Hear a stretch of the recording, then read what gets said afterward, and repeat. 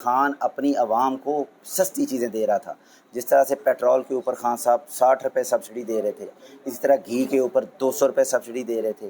اس طرح سے ہر چیز جو تھی اس کے اوپر خان صاحب نے سبسڈی رکھی تھی غریبوں کے لیے.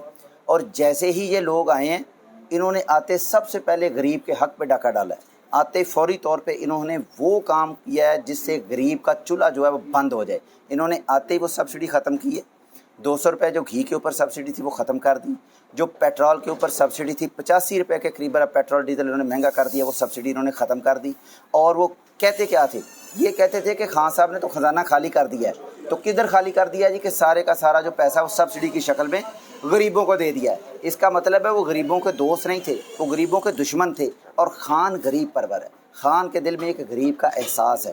خان چاہتا ہے کہ غریب آدمی جو ہے اس کا چولہا جلے، غریب آدمی بھوکا نہ مرے. اور اسی وجہ سے خان نے تمام خرد و نوش کی جو اشیاء تھی اور ان کے اوپر سبسڈی دی ہوئی تھی. جیسے کہ کرونا کے اندر جیسے خان صاحب نے کرونا وبا کو مینج کیا ہے، اس کی موطرف پوری دنیا ہے. پوری دنیا نے اس بات کی تعریف کی ہے کہ خان نے بہت اچھے طریقے سے کرونا کو مینج کیا ہے. اتنی مہنگائی پوری دنیا میں ہوئی ہے، لیکن پاکستان کے اندر لوگوں کو 14,000 12,000 روپیہ ان لوگوں کو دیا گیا ہے جو بیچارے ڈیلی ویجز تھے، جن کو ڈیلی مزدوری نہیں مل رہی تھی. ان کا خان نے خیال کیا. پھر اس کی اتنی منصفانہ تقسیم تھی کہ کسی قسم کا اس میں کوئی کرپشن کا پہلو نہیں تھا.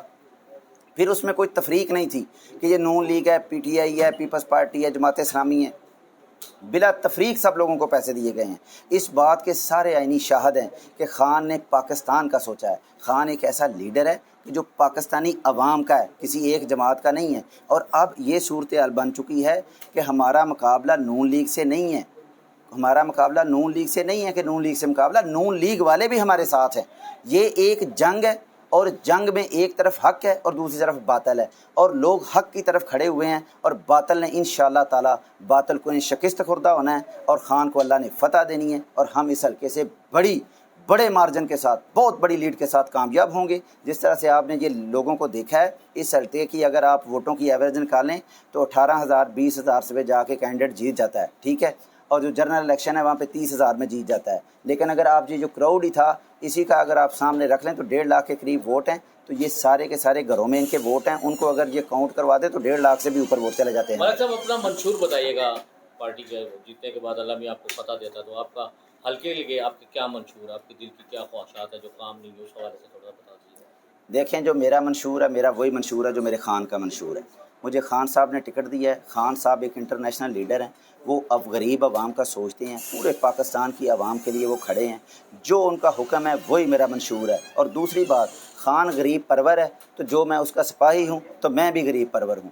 وہی پالیسیاں ہم لے کے آئیں گے جس سے غریب کا چولہا جلے، غریب کا میٹر نہ کٹے، غریب کو بل نہ آئے، غریب کا جو پیٹرول ہے وہ سستا ہو جائے اور یہ غریب کے کھانے پینے کی چیزیں سستی ہوں. اور جو جتنی سہولیات چاہیے غریبوں کو دینی چاہیے. اگر یہ غریبوں کو سہولتیں نہیں دیں گے تو یہ لوگ بیچارے کس طرح سے گزارا کریں گے؟